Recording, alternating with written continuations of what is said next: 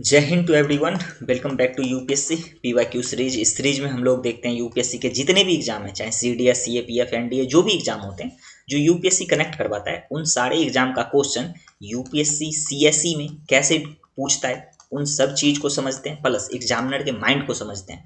अभी 2025 का एग्जाम हुआ था और 2025 के एग्जाम में जो बच्चे पुराने हो, इस चैनल से जुड़े हो, उसको पता होगा कितने ज़्यादा क्वेश्चन रिपीट था। और जो बच्चे नए हो, देखो उसको दिखाते हैं कि पीवाईक्यू कितना ज़्यादा इंपॉर्टेंट रखता है।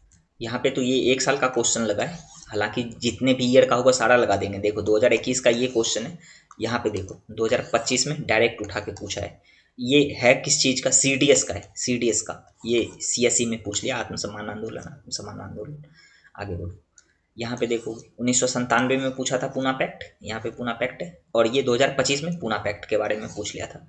आगे बढ़ो, देखो 2024 में सीडीएस में पूछा है, असहयोग आंदोलन के बारे में 2025 में पूछा है, असहयोग आंदोलन के बारे में। तो जो भी नए बच्चे हो ना, यही नहीं है, और भी बहुत सारे क्वेश्चन यहाँ पे देखोगे। 2016 में ये असहयोग आंदोलन का थीम बना दिया था। और यहाँ पे देखोगे तो ये तो क्वेश्चन डायरेक्ट उठा के पूछ दिया, अरगट्टा है, यहाँ पे अरगट्टा है। तो कोई भी बच्चे मॉक टेस्ट के पीछे मत भागो, बहुत सारे क्वेश्चन यहाँ पे लगे पड़े हैं, देख रहे हो। ये सारा क्वेश्चन जो कि अलग अलग एग्जाम में पूछा गया था, उन सारे क्वेश्चन को यूपीएससी अपने एग्जाम में पूछ लेता है। ये यूपीएससी का ही एग्जाम है 2022 का, और ये 2025 में पूछ लिया था बिम्स्टेक बिम्स्टेक। कोई भी बच्चा हो वो मॉक टेस्ट के पीछे मत भागो। कोचिंग वाले अपने मॉक टेस्ट बेचने के चक्कर में पीवाईक्यू का इंपॉर्टेंट नहीं बताते हैं, लेकिन यहाँ पे आपने खुद देखा कि पीवाईक्यू कितना ज़्यादा पूछ जा रहा है। तो अभी 2023 का पीवाईक्यू करेंगे हम, और इससे पहले 2024 का कंप्लीट करवा रखे हैं, तो वो देख लेना जाके, प्ले लिस्ट में मिल जाएगा। चलो शुरू करते हैं आज की क्लास को। आज क्लास शुरू करने से पहले देखो कल क्वेश्चन कहाँ पे छोड़े थे। क्वेश्चन नंबर 3 पे छोड़ रखे थे, बिकॉज ऑफ दैट कि लैपटॉप ही बंद हो गया था मेरा, तो पढ़ाते किस पे। देखो यहाँ से क्वेश्चन नंबर 4 से शुरू करेंगे, और क्वेश्चन नंबर 4 शुरू करने से पहले एक आवश्यक सूचना, जिस भी बच्चे का हिंदी ऑप्शनल है उसके लिए एक बैच आ रहा है। 23 तारीख से बैच शुरू है। इस बैच को मैं खुद ही पढ़ाऊंगा, ठीक है। ये पेड बैच रहेगा, और देखो इसमें पूरा सिलेबस आपका कवर किया जाएगा। हिंदी लिटरेचर के लिए जितने भी इंपॉर्टेंट चीज़ है, जितने भी सिलेबस में जो भी पॉइंट है, चाहे एक छोटा सा भी पॉइंट है ना, उसको भी कवर किया जाएगा। उसके बाद आपसे पीवाईक्यू लिखवाया जाएगा। ये 2025 अभी जो एग्जाम होगा 2025 का भी क्वेश्चन सोल्व करवा देंगे। उसके बाद आपका उत्तर लेखन होगा। उत्तर लेखन बताएंगे कैसे एक शानदार उत्तर लिखना है, प्लस उसका कॉपी भी चेक होगा। जितने भी बच्चे हो उसका कॉपी मैं खुद ही चेक करूंगा। तो बहुत मतलब जितने ज़्यादा से ज़्यादा बच्चा रहता है तो भीड़ हो जाता है। जितने कम से कम बच्चा एडमिशन लोगे ग्रुप में उतना अच्छा रहेगा, क्योंकि कम बच्चा रहोगे तो ज़्यादा ध्यान दे पाऊंगा। उसके बाद देखो ये वीकली डाउट सेशन, तो इसमें वीक में आपने जो कुछ भी पढ़ा, मान लो मैं एक दिन सोमवार से लेके शनिवार तक मैंने जो पढ़ाया, अगर आपको इन सब चीज़ में डाउट है, कुछ भी डाउट है, तो आप संडे को ना मेरे से वीकली सेशन में पूछ सकते हो कि सर यहाँ पे ये चीज़ नहीं समझ में आया, या फिर कोई रूल ही जैसे पढ़ाए, ठीक है। हिंदी में भी व्याकरण होता है, उसका कोई रूल है, अगर आपको नहीं समझ में आया तो आप मेरे से पूछ सकते हो। कब? ये संडे को जब वीकली सेशन होगा। आप ये चीज़ ना कहीं पे जाओगे ना ऑप्शनल पढ़ने, चाहे आप दिल्ली ही चले जाओ, ठीक है, वहाँ भी ये सीन नहीं है। वहाँ खड़ा होकर आप रोज रोज नहीं पूछ सकते हो कि हाँ यहाँ पे ये दिक्कत है, ये दिक्कत है। और इतने कम प्राइस में ये किसी भी बैच में नहीं मिलता है। आप ऑप्शनल का ये फी देखो, ठीक है, और इतने फी में ना वीकली डाउट सेशन मिल रहा है। उत्तर लेखन, आपने जो भी उत्तर लिखा, उस उत्तर जितने भी कॉपी होंगे उसको मैं खुद से जांच करूंगा, आपको बताऊंगा कि कहाँ पे क्या कमी है, कहाँ पे क्या सुधार होनी चाहिए। उसके बाद आपको पूरा नोट्स भी मिल जाएंगे, ठीक है।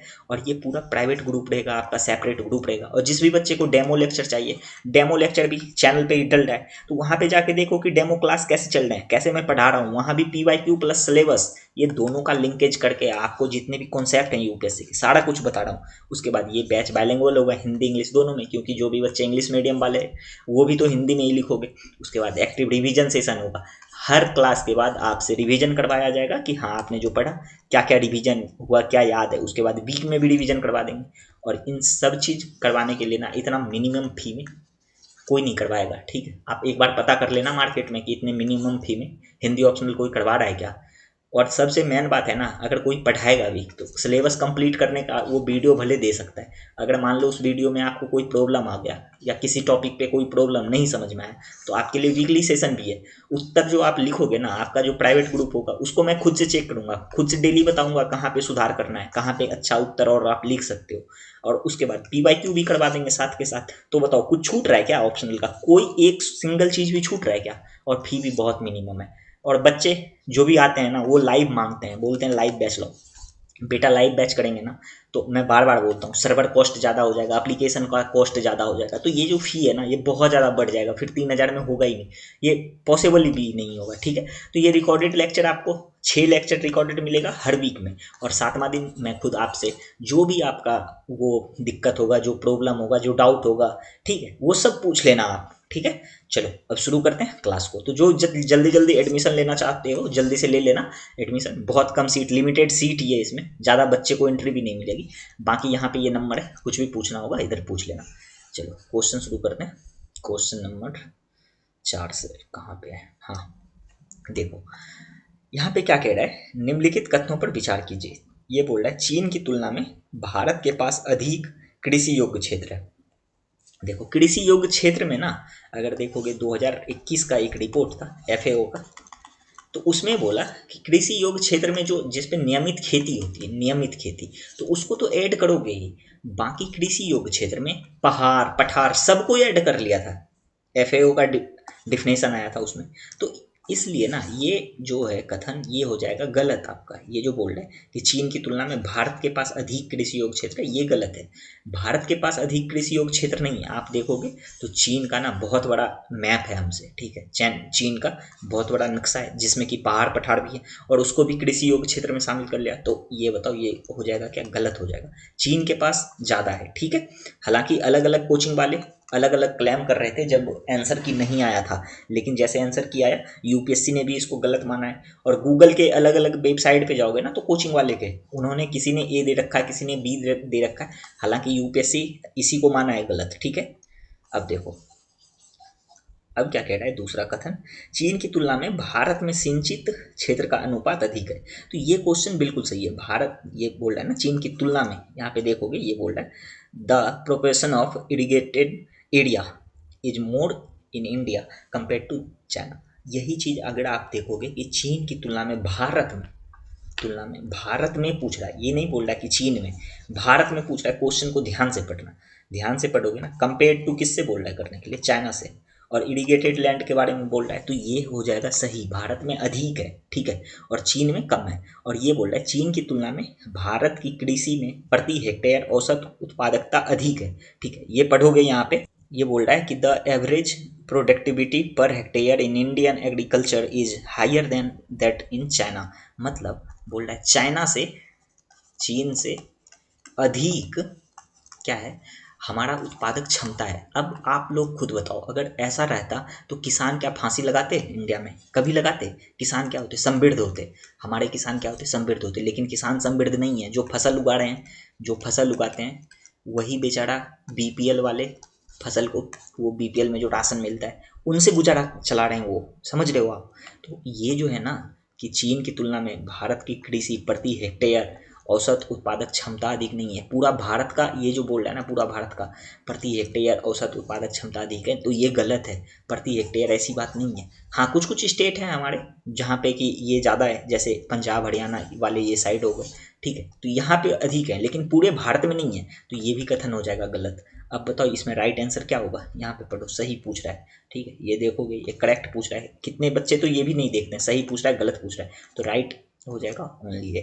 ठीक है, चलो नेक्स्ट क्वेश्चन पे बढ़ते हैं। नेक्स्ट क्वेश्चन बोल रहा है निम्नलिखित में से कौन सा एक समुद्र स्तर के पुनरावृत्ति गिरावट का सर्वोत्तम उदाहरण है जिससे वर्तमान समय की सुविस्तृत कच्छ भूमि उत्पन्न हुई है। ठीक है, ये बोल रहा है मार्सलैंड के बारे में, एक्सटेंसिव मार्सलैंड के बारे में बोल रहा है। देखो मार्सलैंड क्या होता है पहले उसी को जानो। ये जो कच्छ भूमि है, जो मार्सलैंड बोलते हैं जिसको, कच्छ भूमि, ठीक है, कीवर्ड यहाँ पे क्या है, कच्छ भूमि। कीवर्ड पकड़ते चलो, कीवर्ड से भी क्वेश्चन उठा के UPSC बना सकता है, तो सबको पहले ही देख लो। कच्छ भूमि, देखो कच्छ भूमि किसको कहते हैं, अगर इंग्लिश में लिखोगे तो इंग्लिश मीडियम वाले ध्यान रखना है, इसको मार्सलैंड बोलेंगे। यहाँ पे है ही मार्सलैंड, ठीक है। ये जो मार्सलैंड है ना, इसमें क्या होता है कि ये मौसमी रूप से इसमें पानी भर जाता है। मान लो जैसे कि अभी बारिश का टाइम, तो बारिश के टाइम में जैसे ये एक कोई एरिया है, इसमें बारिश हुआ तो पानी क्या हुआ, भर गया, यहाँ पे पूरा पानी भर गया। और जैसे बारिश खत्म हुआ तो ये पूरा पानी फिर क्या हो गया, सूख गया। तो यहाँ पे क्या हो गया, ये इसी को बोलते हैं मार्सलैंड। क्या बोलते हैं इसको, मार्सलैंड बोलते हैं। कि मतलब ये मौसमी रूप से होता है, ठीक है, मौसमी रूप से कभी पानी भर जाता है किसी क्षेत्र में, किसी क्षेत्र में मौसमी रूप से, सीजनल टाइप का होता है ये, मौसमी रूप से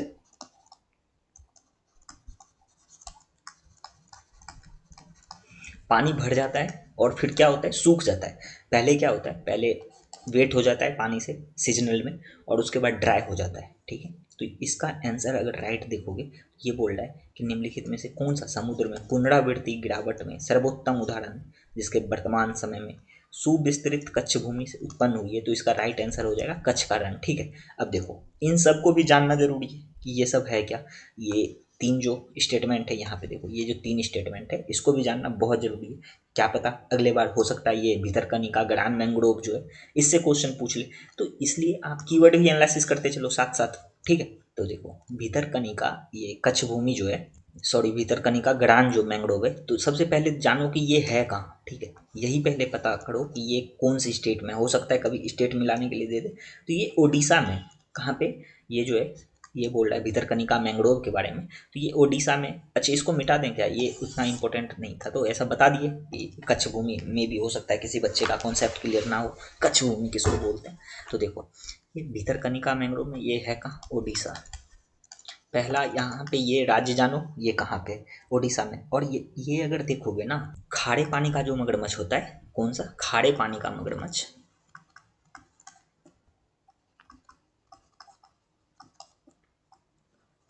सॉल्ट वाटर जिसको बोलते हैं, खारे पानी का मगरमच्छ, उसके लिए ये क्या है, फेमस है, मगरमच्छ के लिए प्रसिद्ध है। तो इस वाले चीज़ से इतना ही ध्यान रखो, कभी भी अगर पूछेगा ना कि ये भितरकनिका मैंग्रोव जो है किस लिए प्रसिद्ध है, तो ये है खारे पानी वाले मगरमच्छ के लिए। और ऑप्शन में क्या देगा यूपीएससी पता है, मीठे पानी दे देगा। ये खारे पानी को हटा के, ये सॉल्ट वाटर हटा के उधर स्वीट वाटर कर देगा। तो आपको ध्यान रखना है कि ये स्वीट वाटर नहीं, खारे पानी वाले के लिए, ठीक है। अब देखो ये दूसरा क्या है, मन मरक्कनम लवन बेसिन, नाम देखो कैसा है, मरक्कनम बेसिन। अब देखो ये जो है सबसे पहले ये पता करो ये है कहाँ, मरक्कनम वाला जो है ये तमिलनाडु में है। नाम ही इसका ऐसा है ना, साउथ इंडियन वाले नाम के क्या होते हैं, लंबे लंबे होते हैं। तो अगर कभी भी ना ऐसा एग्जाम में कोई क्वेश्चन पे अटक रहे हो और मतलब क्वेश्चन आपने अटेम्प्ट नहीं किया है, तो उधर आप जा सकते हो कि लंबे नाम है तो थोड़ा सा गैसिंग कर सकते हो कि ये साउथ इंडिया का नाम होगा। तो ये जो है मरक्कनम सॉल्ट वाटर, ये सबसे पहले पता करो कौन सी स्टेट में है, तो ये तमिलनाडु में है, ठीक है, तमिलनाडु। आपने पहला तो यही देख लिया कि ये तमिलनाडु में। और ये किस लिए फेमस, किस लिए है, तो आप लोग जानते हो कि गुजरात है नमक उत्पादन के लिए, लेकिन तमिलनाडु में ये नमक उत्पादन के लिए प्रसिद्ध है, नमक उत्पादन के लिए, ठीक है। यहाँ पे क्या होता है, सॉल्ट प्रोडक्शन होता है। तो इंग्लिश मीडियम वाले भी साथ के साथ लिखते चलो, यहाँ पे ये क्या होता है, सॉल्ट प्रोडक्शन होता है।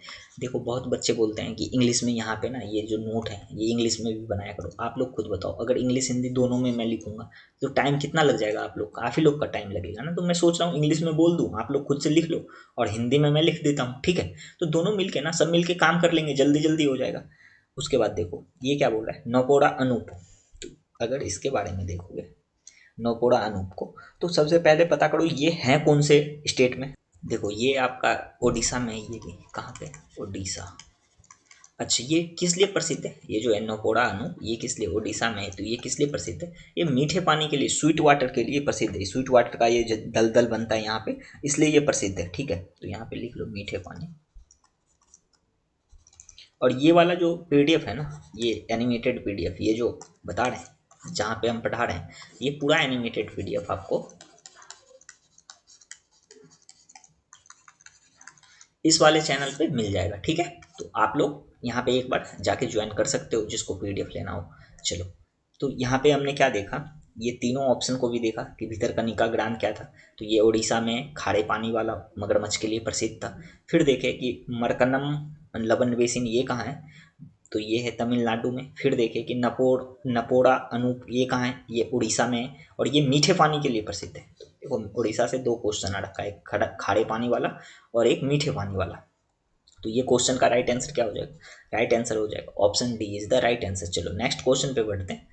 नेक्स्ट क्वेश्चन है आपका, देखो बोल रहा है भारत के कतिपय तटीय क्षेत्र में। अब देखो किसी बच्चे को ना इसका वो मतलब ही पता नहीं होगा, तो जिसको ये पता नहीं होगा तो यहाँ पे थोड़ा पढ़ लिया करो इंग्लिश में। ऐसा नहीं है कि एग्जाम में इंग्लिश पढ़ोगे तो एग्जाम नट पीटने लगेंगे। इल्मेनाइट और rutile abundantly available in subtle coastal tract of India are rich, ये रिच बोल रहा है यहाँ पे ध्यान दो, rich source of which one of the following, मतलब ये कोस्टल एरिया के बारे में बोल रहा है कि यहाँ पे कौन सा सर्टन कोस्टल एरिया में ये रिच मात्रा में पाया जाता है, समृद्ध।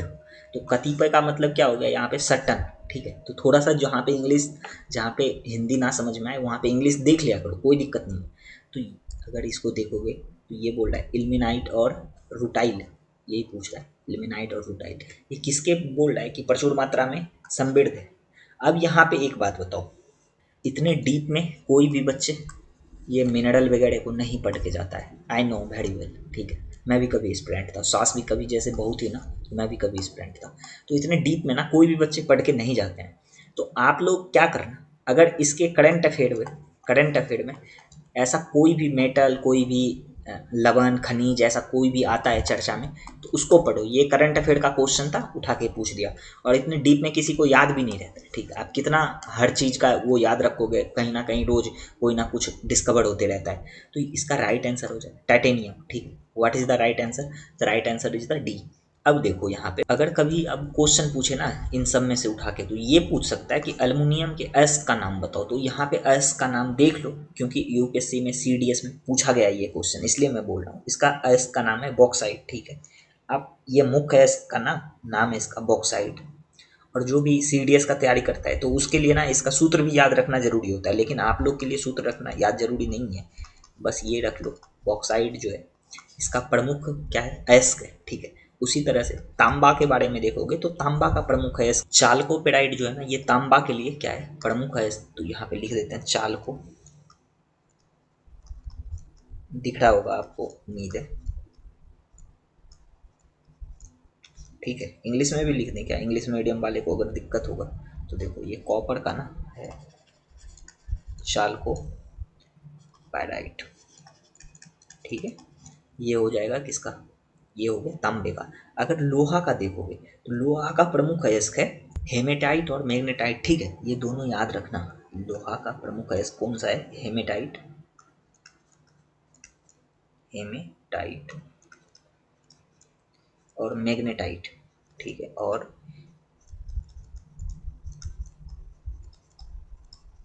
तो ये दोनों किसके लिए, लोहा के लिए। और बार बार क्या करता है यूपीएससी, ये हेमेटाइट को ना उठा के ये एल्युमिनियम में दे देता है, और जब सीडीएस का क्वेश्चन दिखाएंगे तो वहाँ भी आया है ये, ठीक है।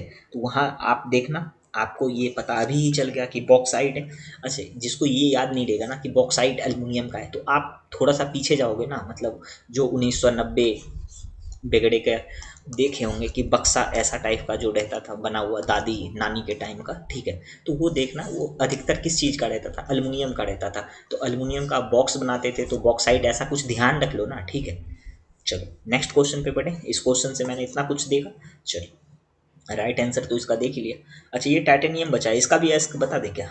देखो टाइटेनियम का एस्क, अभी इसका एस्क मैं क्या बताऊँ, इसका एस्क तो यूपीएससी ने खुद ही ऊपर ही बता रखा है, ये देखो इल्मेनाइट और रूटाइल, ठीक ठीक है। तो ये दोनों टाइटेनियम के लिए है, तो ये ध्यान रखना। अब क्या बोल रहा है ये पढ़ो, क्वेश्चन नंबर 7 ये बोल रहा है संसार का लगभग 3/4 कोबाल्ट जो विद्युत मोटर वाहनों की बैटरी के निर्माण के लिए आवश्यक धातु किस देश से उत्पादित किया जाता है। अब ये सारे देश ना इंपॉर्टेंट तो हैं, ठीक है। क्यों इंपॉर्टेंट है, क्योंकि आप देखोगे अभी यूपीएससी में जब मैप का क्वेश्चन आता है ना, तो ज़्यादा क्वेश्चन अफ्रीका से पूछ रहा है, अफ्रीका से, साउथ अमेरिका से ना। अब क्वेश्चन अभी भी आने लगा, अभी कुछ दिन पहले एक क्वेश्चन था, शायद 2024 का क्वेश्चन था या 25 का था, वो पूछ लिया था कनाडा और यूएसए कनाडा था शायद, ऐसा कुछ क्वेश्चन, मुझे ध्यान नहीं आ रहा है। क्वेश्चन यही था शायद कि यूएसए और कनाडा में ये बताना था कि बॉर्डर किसका सबसे लंबा है विश्व में। तो उसका राइट आंसर था यूएसए कनाडा, शायद यही क्वेश्चन था। देखो अभी यहाँ से देखते हैं, ठीक है। ये जो पूछ रहा है ना 1/3 नहीं 1/4 बोल रहा है, 3/4 बोल रहा है, 1/4 भी नहीं 3/4, ये 3/4 बोल रहा है, ठीक है।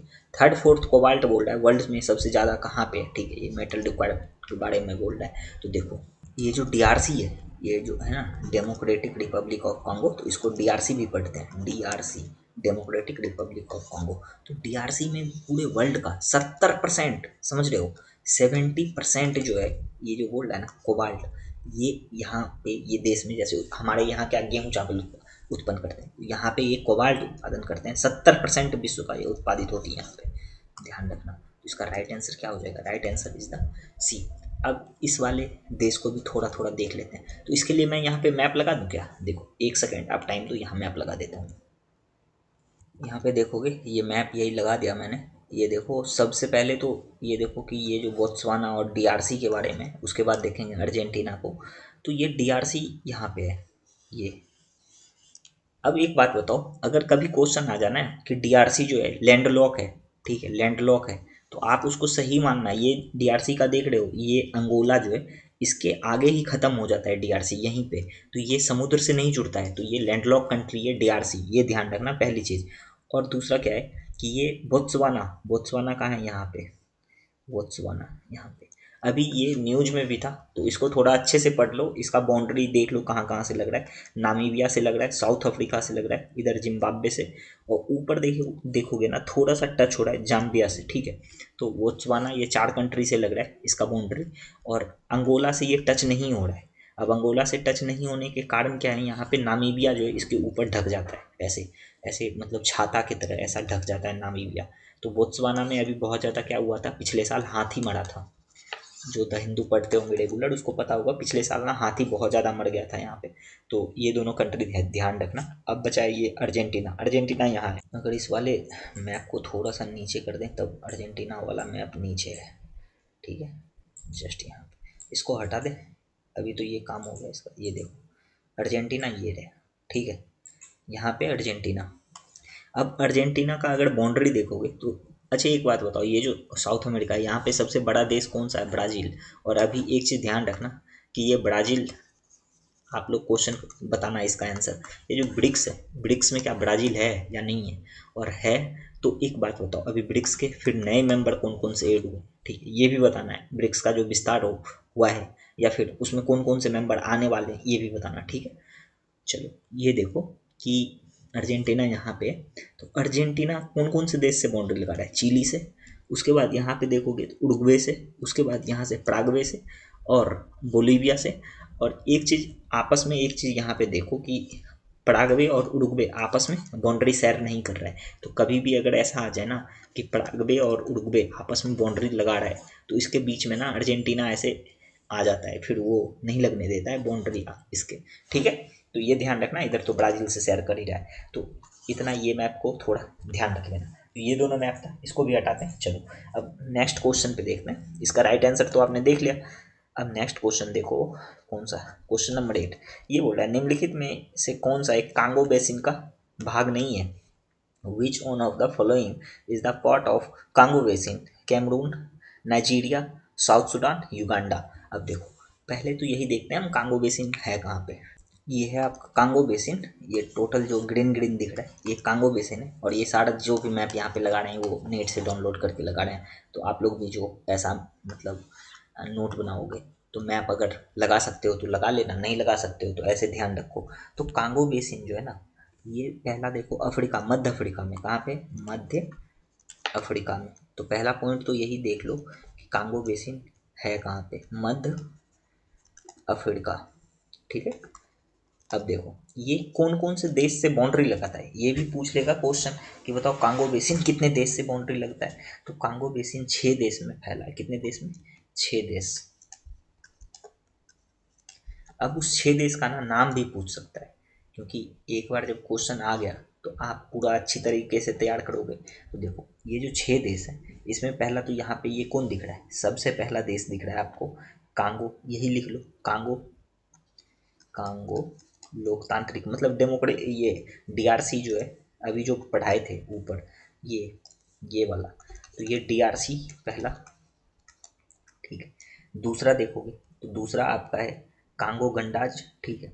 दोनों अलग अलग है, एक कांगो रिपब्लिक है, एक है डेमोक्रेटिक रिपब्लिक ऑफ कांगो, ये दोनों अलग अलग है। यहाँ पे जैसे है ना कांगो लोकतांत्रिक गणराज्य, और एक है कांगो रिपब्लिक, बस। तो यहाँ पे मैं लिख दूँ क्या? कांगो रिपब्लिक, समझ जाओगे ये कांगो रिपब्लिक लिखे हैं, ठीक है। जो नोट बनाओगे तो वहाँ पे लिख लेना इधर कांगो रिपब्लिक, ज़्यादा लिखेंगे तो जगह नहीं मिलेगी। और तीसरा देश है आपका कैमरून। ये जो कैमरून है ना, यहाँ पे देखोगे तो ये कैमरून, यहाँ पे देखो ये कैमरून ग्रीन है इधर भी, तो कैमरून है आपका एक। कैमरून के लिए ऐसे लिख देते हैं, ठीक है, डायरेक्ट कैमरून। अब इधर लिखेंगे जगह कम हो जाएगा फिर। कैमरून हो गया आपका।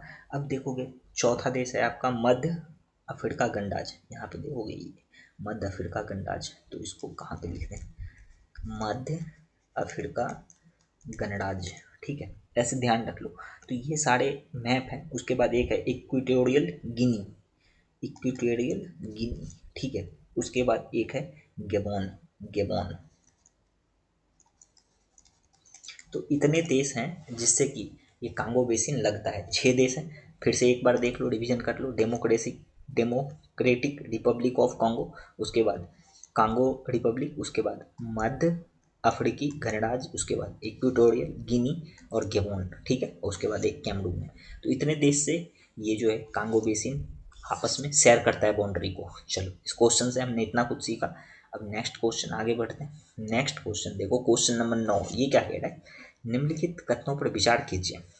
और यहाँ पे बोल रहा है कौन सा सही है। अमरकंटक पहाड़ी बोल रहा है बिंदे और ये सह्याद्री श्रेणी के संगम पर है। अमरकंटक हिल्स के बारे में पूछ रहा है, आर्ट तक। ये अगर देखोगे ना, जितने भी क्वेश्चन है मैप वाले, मैप वाले, एक तो आपका इंडियन मैप जो है वो फिजिकल मैप वाला, जिसमें कि ज्योग्राफी का 11th क्लास बहुत ज़्यादा इंपॉर्टेंट है, वो देखोगे, और एक करंट अफेयर। तो यही दो जगह से ना मैप का क्वेश्चन पूछा जाता है बार बार। अगर आप PYQ लगा लोगे तो वहाँ भी बहुत सारे मैप आपके सोल्व हो जाएंगे। ये जो है, ये आप स्टैटिक बुक जब पढ़ोगे फिजिकल ज्योग्राफी, तो वहाँ पे ये सारे मैप फिर से आएंगे, ठीक है। तो यहाँ पे मैं बता देता हूँ, वहाँ पे जब आप इसको पढ़ोगे बुक को, तो डिटेल से सारे मैप अच्छे से करना, ठीक है। देखो ये जो बोल रहा है ना अमरकंटक पहाड़ी, तो अमरकंटक पहाड़ी पहले ये देखो है कहाँ पे। यहाँ पे पढ़ोगे तो ये बोल रहा है ये बिंद और, ये बोल रहा है बिंद और सह्याद्री, ठीक है, सह्याद्री श्रेणी पर है, जबकि ये सह्याद्री में नहीं है, ये सातपुड़ा रेंज में है। ध्यान रखना, कोई भी बच्चे जो सुन रहे हो ना, नोट डाउन कर लो बेटा, बहुत काम की चीज़ बता रहे हैं। अमरकंटक का जो ये पहाड़ी है, ये कहाँ पे, ये बिंद एक तो सही दिया है, दूसरा ये गलत दे दिया। ये जो सह्याद्री रेंज दे रखा है ना, ये सह्याद्री रेंज ये गलत दे रखा है। तो अमरकंटक का पहाड़ी बिंद और सातपुड़ा रेंज में, बिंद और कहाँ पे, सातपुड़ा रेंज में, ठीक है। ये जो है यहाँ पे सतपुड़ा रेंज नहीं दिया है, ठीक है, सतपुड़ा रेंज में है, ये मुझे पता है। चलिए, ये बिंद और सतपुड़ा पर्वत श्रृंखला में, जबकि ये सह्याद्री दे रखा था, तो ये यहाँ से हो जाएगा गलत। चलो नेक्स्ट देखते हैं। ये बोल रहा है बिल्ली गिड़ी रंगन। अब देखो मैंने क्या बताया, जहाँ पे देखना लंबे लंबे नाम आ रहे हैं, बिल्ली गिरी रंगन लंबा नाम है, मतलब ये साउथ इंडिया का नाम होगा। अभी जस्ट बताया था। फिर शेषाचलम, अब ऐसा नहीं है कि कोई जैसे अमरकंटक लंबा नाम लगे तो समझ जाना साउथ इंडिया का। मैं क्या बताया कि अगर आपको कोई क्वेश्चन पे अप्रोच नहीं हो रहा है ना, तब ऐसे करना। ये नहीं कि आप हर क्वेश्चन पे यही अप्लाई कर रहे हो। मोस्टली लंबे नाम वाले, जैसे देखोगे तिरुवनंतपुरम, कितने लंबे लंबे नाम है, और वहाँ के आदमी का भी नाम लंबा होता है कंपेयर टू नॉर्थ इंडिया। तो ये थोड़ा सा ना कॉन्सेप्ट रखना कि अगर कोई क्वेश्चन नहीं निकल रहा है और इस कॉन्सेप्ट से थोड़ा सा निकल जाएगा क्वेश्चन, तो भला हो जाएगा ना आप लोग का। देखो ये बोल रहा है बिलीगिरी रंगन पहाड़ी सातपुड़ा श्रेणी में। अभी जस्ट तुरंत बताए थे हम कि सातपुड़ा पहाड़ी के रेंज में, तो ये अमरकंटक रेंज है सातपुड़ा पहाड़ी में, और ये जो है ना बिलीगिरी रंगन, ये साउथ इंडिया में। और साउथ इंडिया में भी ना ये कर्नाटक, दक्षिण भारत और ये तमिलनाडु के आसपास है ना, वहाँ पे स्थित है, ठीक है। तो इसके बारे में अगर थोड़ा सा लिख दें यहाँ पे, ठीक है, जस्ट वेट। बिल्लीगिरी रंगन, बिल्ली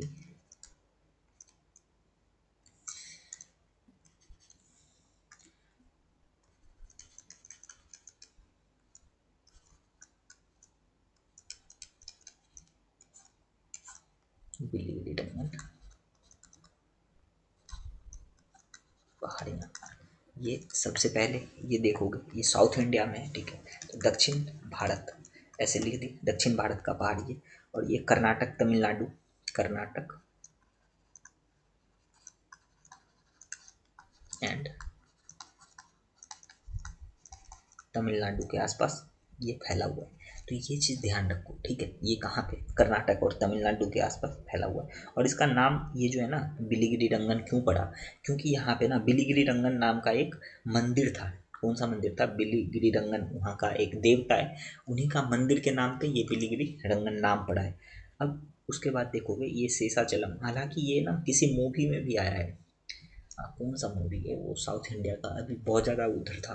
हाँ, पुष्पा वाले में, पुष्पा वाला मूवी था ना, जो कि वो लाल चंदन काट रहा है, तो वहाँ से ये थोड़ा सा, अगर कोई देखे होंगे मूवी, आई डोंट नो कौन कौन मूवी देखते हो।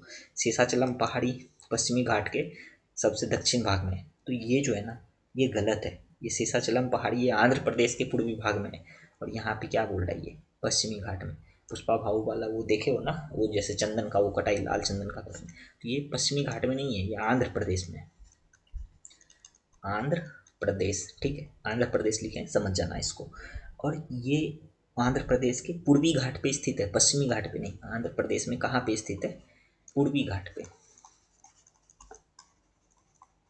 तो इतना कुछ इस क्वेश्चन से सीख चुके हैं, ठीक। ये बोल रहा है कौन सा सही है, तो कोई भी सही नहीं है इसमें, कोई एक भी सही मिला क्या, आप बताओ ना। ये भी गलत है, ये भी गलत है, तो इनमें से कोई नहीं है राइट आंसर। चलो नेक्स्ट क्वेश्चन देखते हैं। नेक्स्ट क्वेश्चन है क्वेश्चन नंबर 10। क्वेश्चन नंबर 10 बोल रहा है, भारत की कनेक्टिविटी परियोजना के संदर्भ में निम्नलिखित कथनों पर विचार कीजिए। ओके, और ये देखो, ये बोल रहा है सही है, ये बोल रहा है how many of the above statement are correct. तो ये करेक्ट इनकरेक्ट देखा करो। अभी बोल रहा है भारत की कनेक्टिविटी परियोजना के संदर्भ में। अच्छा, पहले ना ये सारे संदर्भ को देखने से पहले कीवर्ड जितने भी आए हुए हैं, सारे कीवर्ड को अच्छे से पढ़ लेते हैं, क्या पता यूपीएससी फिर से पूछ ले। पहला तो यही देखो, स्वर्णिम चतुर्भुज परियोजना क्या है, उसके बाद फिर ये कीवर्ड है त्रिपक्षीय राजमार्ग, ये क्या है, और भी है कोई, हाँ एक है आर्थिक गलियारा वाला, आर्थिक गलियारा उत्तर प्रदेश से वाराणसी चीन को जोड़ता है। तो सबसे पहला देखो, ये जो है गोल्डन क्वाड्रिलेटरल वाला जो पूछ रहा है, यहाँ पे लिख दें क्या, बाकी छोड़ो, लिखेंगे ना टाइम लग जाएगा, यहीं से देख लो। गोल्डन क्वाड्रिलेटरल वाला प्रोजेक्ट जो है, इसी के बारे में पढ़ा रहे हैं। ये परियोजना जो है ना, ये गोल्डन क्वाड्रिलेटरल प्रोजेक्ट, ये जोड़ेगा दिल्ली को, दिल्ली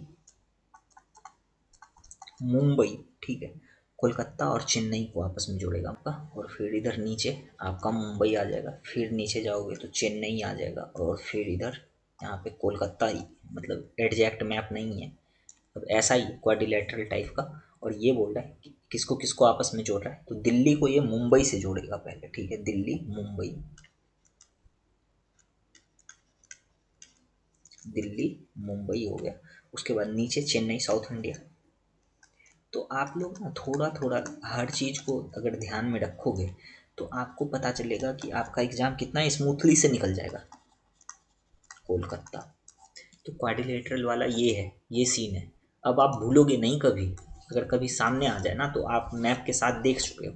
यहाँ पे क्या बोल रहा है, देखो यहाँ पे बोल रहा है उत्तर पश्चिम गलियारा डिब्रूगढ़ और सूरत को जोड़ता है, तो भी इसका कहीं पे जिक्र भी नहीं किए हम। और यहाँ पे क्या बोल रहे हैं, डिब्रूगढ़ और सूरत को जोड़ता है, ये हो जाएगा गलत। क्यों गलत हुआ समझ में आ गया ना, यहाँ पे डिब्रूगढ़ है और सूरत है, ऐसा कोई सीन नहीं। अब देखो ये जो है त्रिपक्षीय राजमार्ग, अब ये क्या है, इसको मिटा दें क्या इधर से, या छोटा कर देते हैं, ठीक है, जस्ट वेट 1 मिनट, ठीक। इतना छोटा है तो पढ़ ही लोगे आप लोग, अभी तो यहाँ पे मैप अभी किए हो तो पढ़ लो। ये यहाँ पे लिखो त्रिपक्षीय राजमार्ग जो है, इंग्लिश मीडियम वाले बच्चे जितने भी हो, अगर मैं इंग्लिश में नोट बनाऊंगा तो ज़्यादा टाइम लग जाएगा ना, इसलिए आप लोग खुद से बना लो नोट, ठीक है। त्रिपक्षीय राजमार्ग जो है, ये आपका म्यांमार से, ये इंडिया से शुरू होगा, कहाँ से, जैसे इंडिया का ना ये देखोगे north east state, north east वाला, ठीक है, वहाँ से शुरू होगा। ये जो मणिपुर के मोड़े दे रखा है, ये मणिपुर मोड़े से शुरू होके उसके बाद यहाँ पे कौन सा देश आता है बताओ आप लोग, आप लोग मैप वैप पढ़ते होंगे तो आपको पता होगा। इधर म्यांमार है, कौन है, म्यांमार है। और म्यांमार में अभी क्या हो रहा है, तख्ता पलट हो रखा है। और म्यांमार के बाद नेक्स्ट देखोगे तो थाईलैंड, थाईलैंड है। तो ये जो भारत सरकार और इन तीनों देश के बीच में मीटिंग हुई थी कि यहाँ से एक सड़क ऐसे बना के यहाँ तक ले जाएंगे, तो ये अभी पूरा ही नहीं हुआ, क्योंकि म्यांमार में तख्ता पलट है, सेना का वो सत्ता अभी आने वाला है। तो आपस में सब लड़ रहे हैं, यहाँ पे जनता का वो, जनता नामक सेना का एक दल है, और आपस में वहाँ का जो आम पब्लिक है, दोनों के बीच में भयानक लड़ाई हो रही है। हम रोहिंग्या रोहिंग्या सुनते होंगे, तो इधर से ही संबंधित आप लोग ध्यान रखना, ये भी ये क्वेश्चन आ रखा है। ये जो त्रिपक्षीय राजमार्ग वाला है ये हो जाएगा गलत। क्यों गलत होगा? देखो ये मणिपुर मोड़े को म्यांमार से होते हुए थाईलैंड के चियांग माई से जोड़ता है। ये जो बोल रहा है ना कि ये चियांग माई से जोड़ता है, तो चियांग माई से थाईलैंड को में नहीं जोड़ता है। तो थाईलैंड में एक जगह है जिसका नाम है माईसोट नाम का एक जगह है, ठीक है, उसको जोड़ता है, ना कि चियांग माई को, ठीक है। तो यहाँ पे ये जो दे रखा है ना एक वर्ड, इसलिए ये क्वेश्चन हो गया पूरा का पूरा गलत। समझ में आ गया क्या? ये वर्ड है गलत, इसके जगह पे माइसॉट होनी चाहिए थी, माइसॉट होता तो सही होता। तो ये भी कथन हो जाएगा गलत। अब क्या बोल रहा है ये देखो, ये बोल रहा है आर्थिक गलियारा कॉरिडोर उत्तर प्रदेश में वाराणसी को चीन में कुनमिंग से जोड़ता है।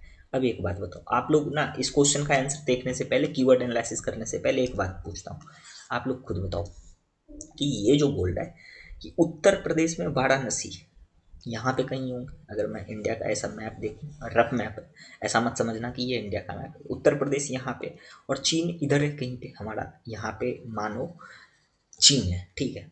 तो चीन को जोड़ने के लिए हम उत्तर प्रदेश से जो सड़क लेके जाएंगे, आप लोग खुद बताओ क्या इसको यहाँ से भी तो हम जोड़ सकते हैं ना, नॉर्थ ईस्ट के स्टेट से, तो यहाँ से क्यों लेके जा रहे हैं सड़क? तो कहने का मतलब कहीं ना कहीं ये स्थान का नाम क्या क्या है, गलत दिया है यूपीएससी। ऐसा समझो ना आप लोग खुद कि इतना सड़क बनाने की क्या ज़रूरत है।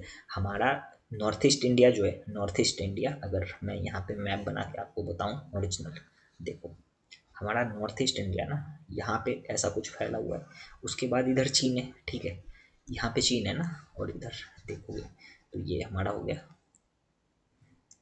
नीचे गुजरात, ठीक है, थोड़ा सा टेढ़ा नहीं, बहुत ज़्यादा टेढ़ा हो गया,